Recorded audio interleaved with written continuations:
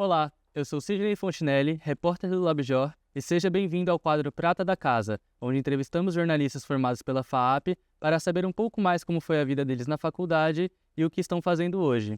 Hoje, nosso convidado especial é o Leonardo Rodrigues.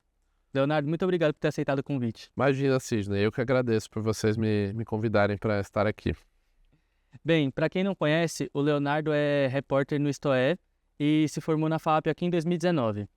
Bem, Leonardo, para a gente começar, fala um pouco mais para a gente como foi ter concluído a faculdade e como foi o ingresso no mercado de trabalho. E conta um pouco mais sobre o que você vem fazendo hoje lá na Isto É. Perfeito. Acho que a conclusão da faculdade, a gente tem um contexto muito específico dessa turma que se formou no final de 2019, que a gente, assim que se formou, a gente foi entrar para o mercado e pá, uma pandemia, né, em março de 2020.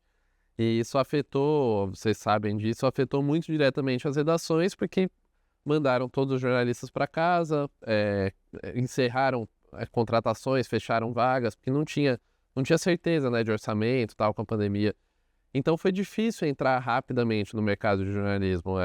Em 2020 eu não consegui entrar, 2021 também não, fui procurar outras coisas, porque a gente precisa pagar as contas, né? Então não dá para esperar exatamente a oportunidade perfeita. E aí no finalzinho de 2021, na verdade, eu consegui uma vaga em assessoria de imprensa.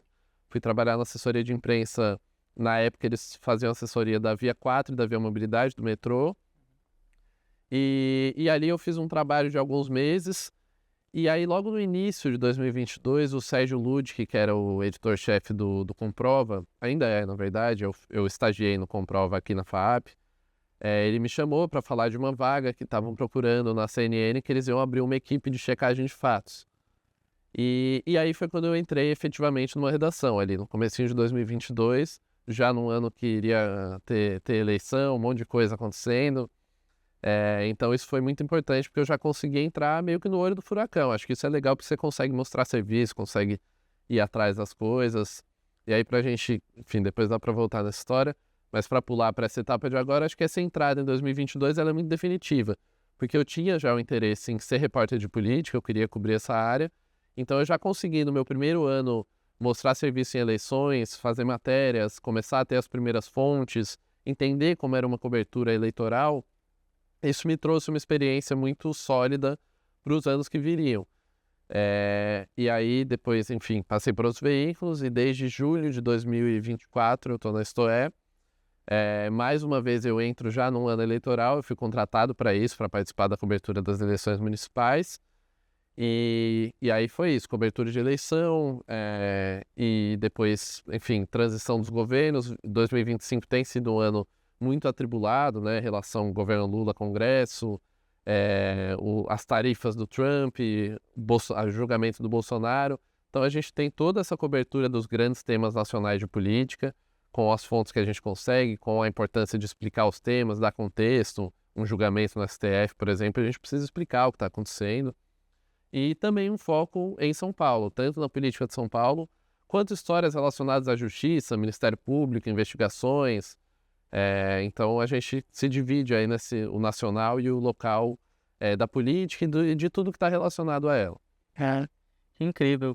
E agora vamos começar o bloco 1 para falar um pouco mais das suas memórias da FAP. Eu queria saber qual foi a primeira coisa que você sentiu quando você entrou aqui no portão de novo e viu... Bem, pisou o pé aqui de novo na faculdade.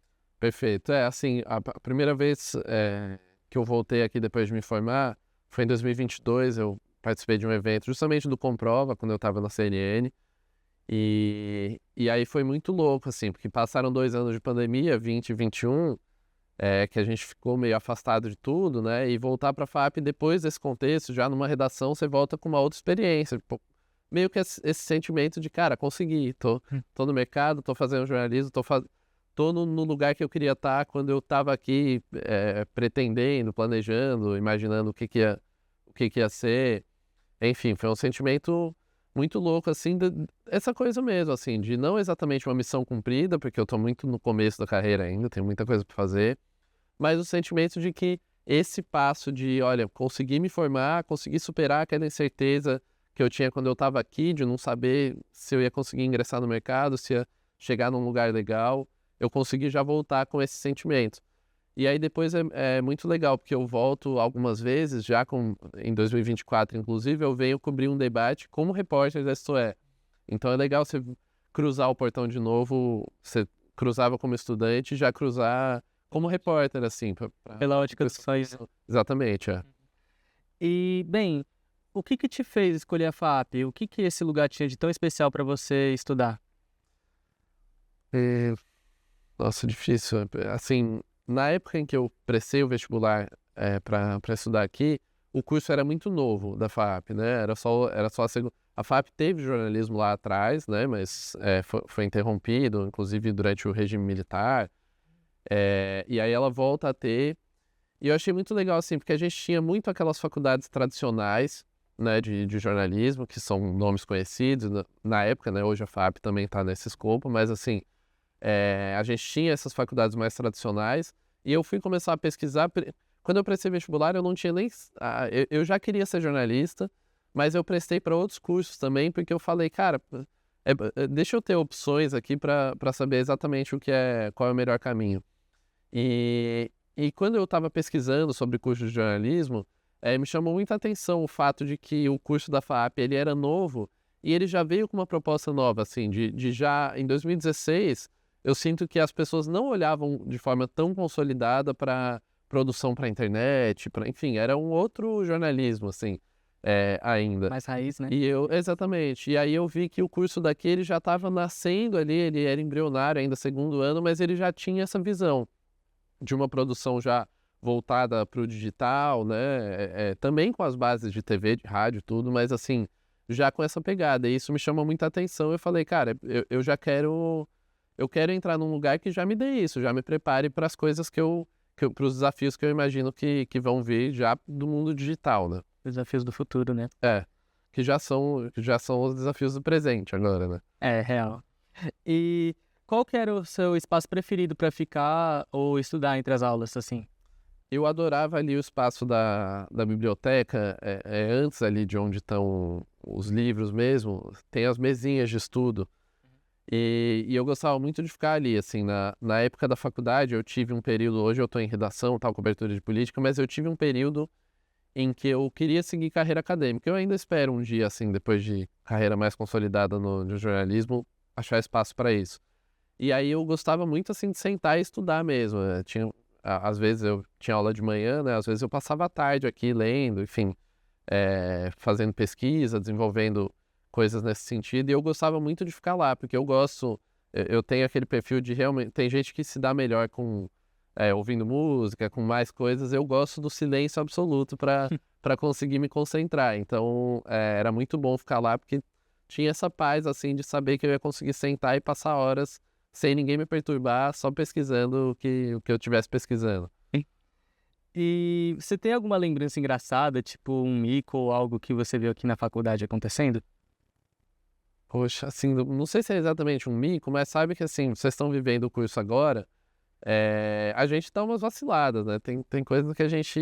E rolava muito, inclusive aqui nesse espaço do audiovisual, né? Da produção de rádio e TV.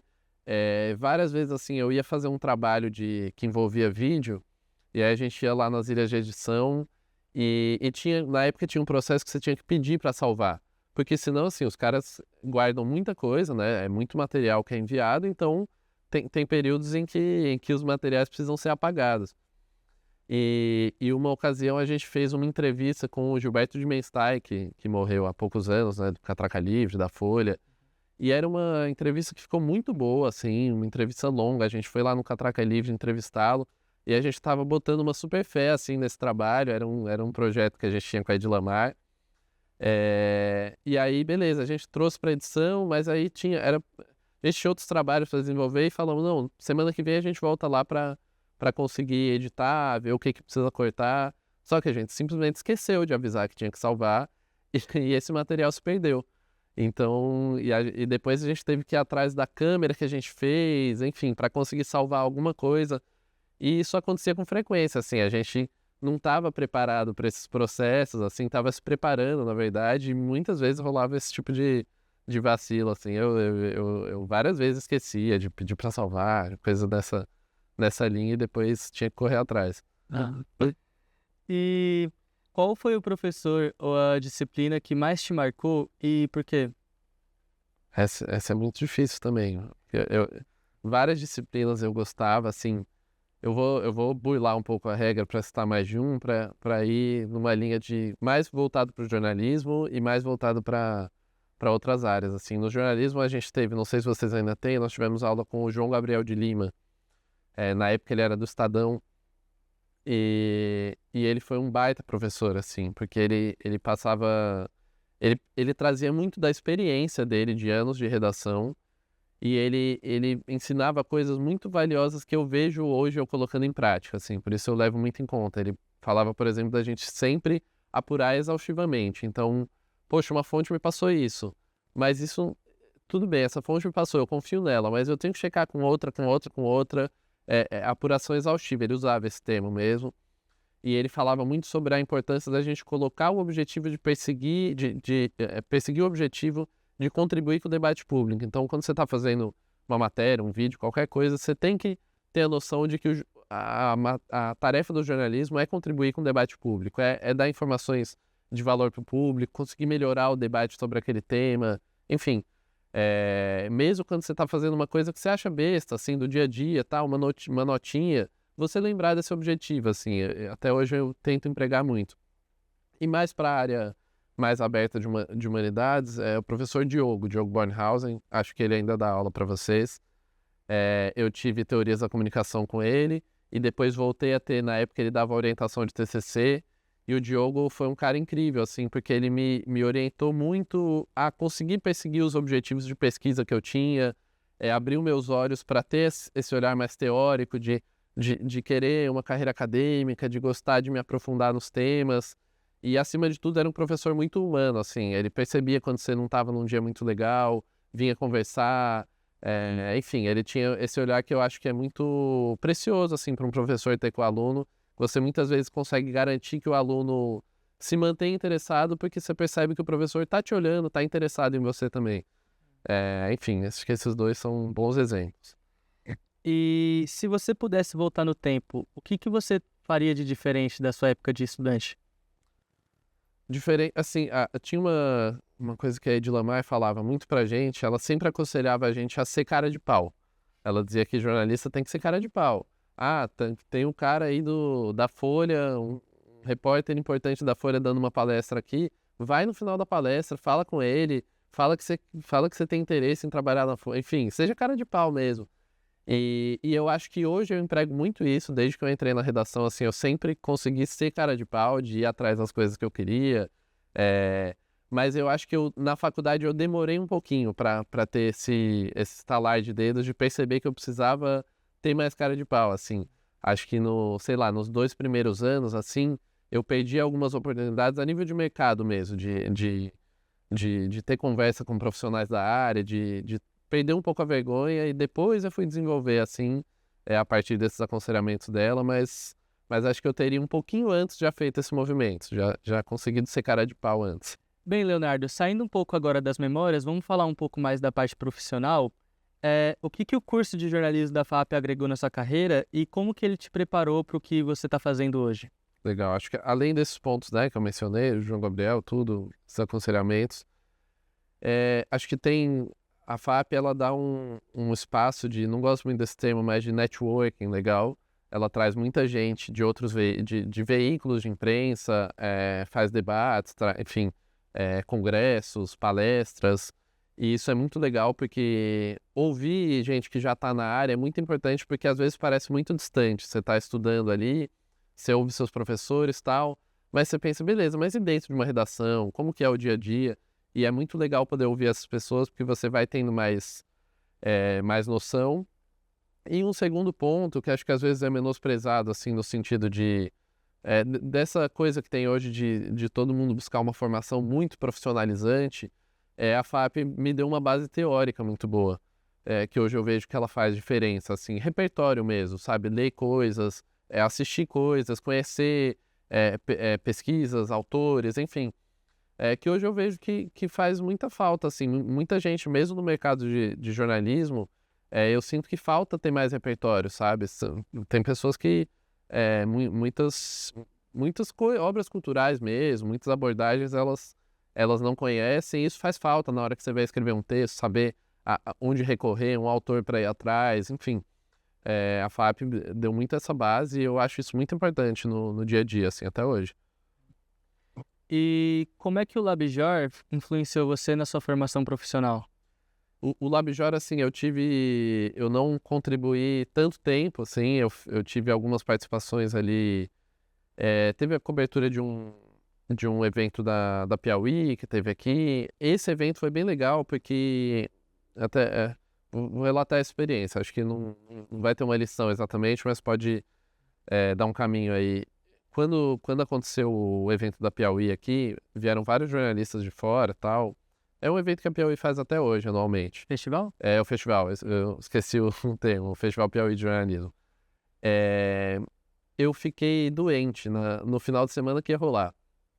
E eu fiquei muito revoltado, assim, porque eu queria muito participar da cobertura, eu queria muito estar no festival, e aí eu não pude ver. E na época, com o Ed Lamar, com o pessoal do LabJOR, eu não lembro se a Luciana Garbim já estava, mas enfim,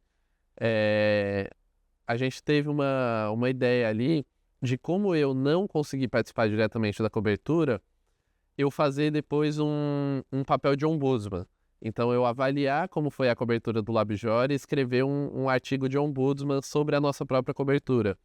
Isso foi muito legal, porque acho que ali eu tive uma noção de que às vezes você não vai conseguir fazer a cobertura ideal, mas você ainda vai conseguir fazer alguma coisa.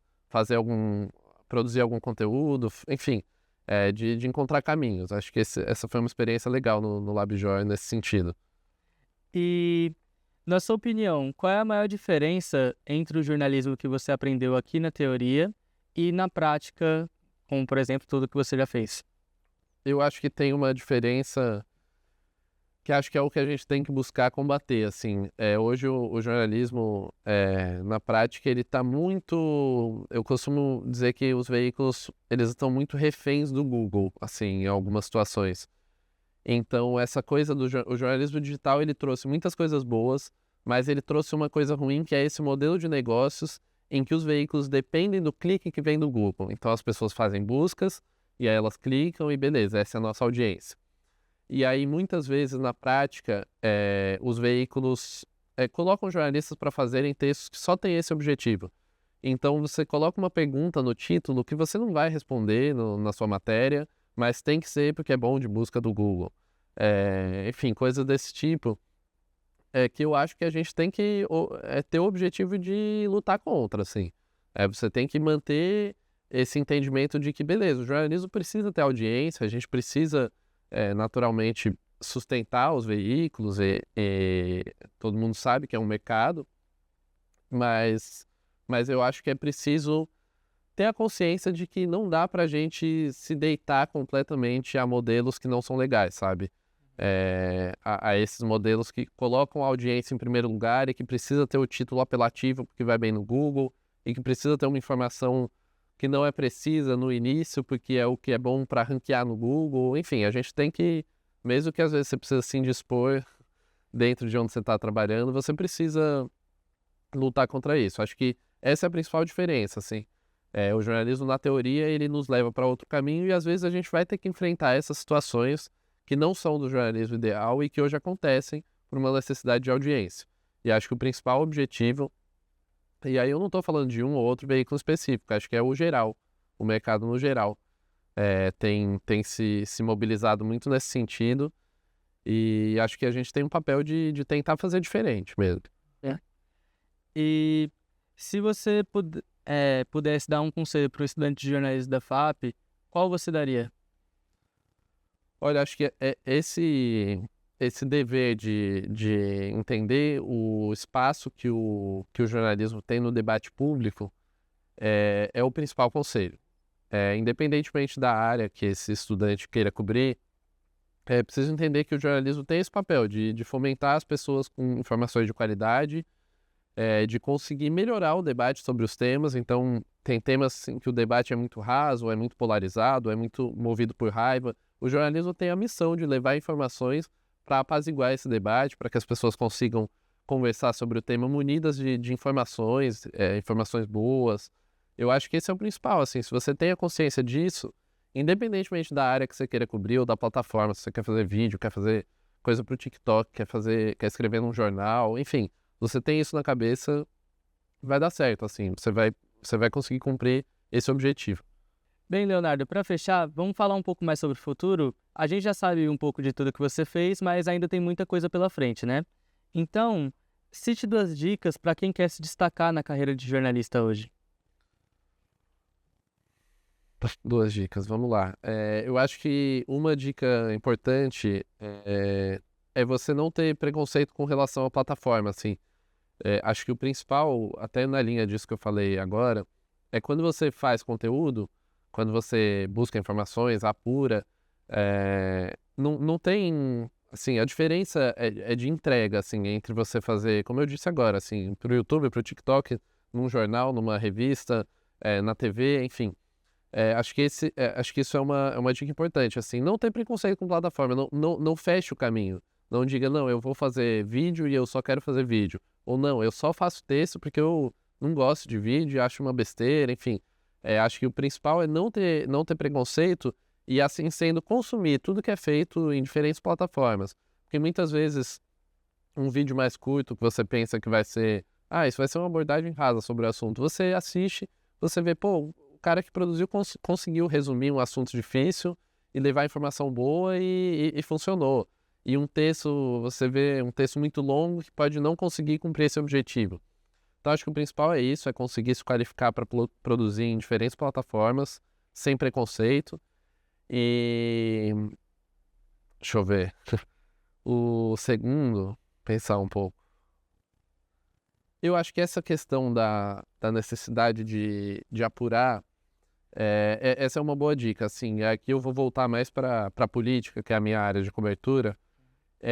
Eu acho que mesmo quando o caminho, se colocar esse caminho da rapidez, assim, a gente vê muito hoje minha fonte me falou isso, e aí a pessoa já vai para o ar e fala o que a fonte falou para ela, na cobertura de política.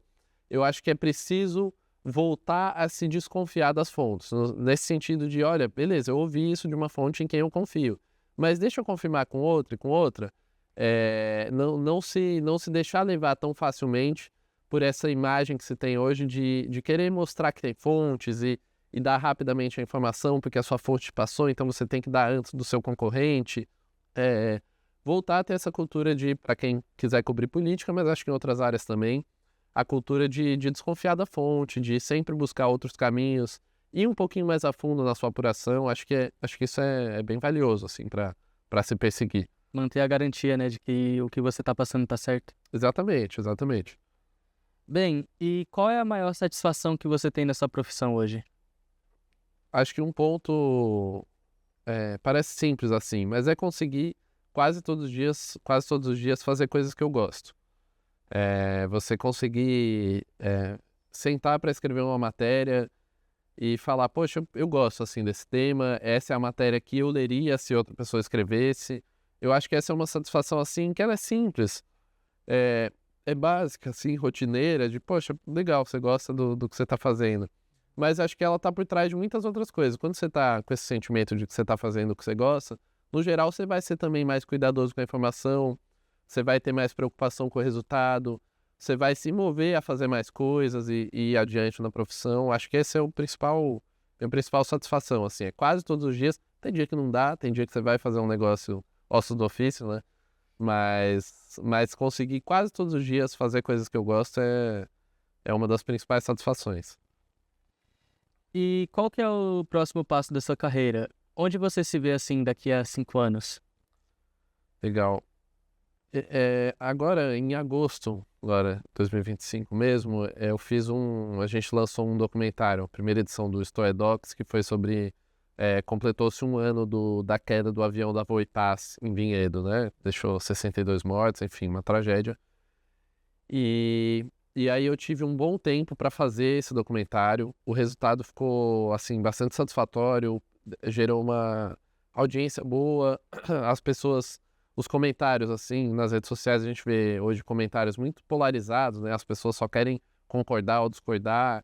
E, assim, muitos comentários de pessoas elogiando a reportagem pelo que ela contou mesmo, aprendendo sobre o assunto, conseguindo, enfim, levantar esse tema, né? Porque o que aconteceu nesse caso foi, depois se descobriu, né, a ANAC cassou, né, o certificado da empresa para voar, foi um caso de muita omissão, de muitos erros de uma empresa aérea que custaram vidas. E então é um caso que é preciso jogar luz e é preciso repercutir. Aí fiz essa digressão toda para chegar num ponto que eu espero, daqui 5 anos, conseguir estar fazendo com mais frequência coisas assim. Hoje ainda, né, quando você tem um tempo maior para conseguir desenvolver um produto como esse, um documentário de meia hora, que levou tempo maior de produção, você consegue com menos frequência, porque é difícil, mais difícil de encaixar no dia a dia. Eu espero que daqui 5 anos eu já esteja no estágio da carreira em que eu consiga me dedicar com mais frequência a produtos desse tipo, a produções desse tipo. E mais longos e com esse objetivo mesmo, de levar, de aumentar o debate sobre temas relevantes, seja em vídeo, esse foi em vídeo, acho que é importante, porque chegue mais gente. Mas eu espero estar nesse estágio da carreira, de conseguir fazer mais coisas como essa que eu pude fazer agora. Bem, Leonardo, muito obrigado por essa conversa. Foi incrível conhecer um pouco mais da sua história. Eu que agradeço, Sidney. Sempre um prazer estar aqui de volta na FAP. E obrigado a você que nos acompanhou. Não se esqueça de seguir o LabJOR nas redes para mais histórias como essa. E até a próxima no Prata da Casa.